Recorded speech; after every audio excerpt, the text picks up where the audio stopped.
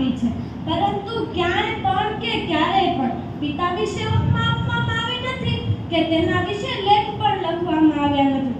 બાળકો નાના હોય ત્યારથી મોટા થાય ત્યાં સુધી તેમને માતૃપ્રેમ નિબંધ આવે છે, પરંતુ આજ સુધી ક્યાંય પણ પિતૃપ્રેમ નિબંધ નથી આવ્યો. હું માતાનો વિરોધ નથી કરતી, પરંતુ પિતાનું મહત્વ સમજાવું છું. પિતા શબ્દ તો સૌ કોઈ જાણે છે, પણ તેનો મર્મ કોઈ જાણે છે નહીં. તો આજે હું જણાવીશ.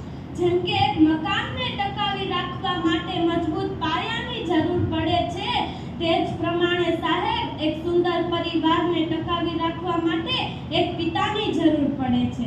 પિતાની હાજરી સૂરજ જેવી હોય છે. શું પિતાની હાજરી સૂરજ જેવી હોય છે?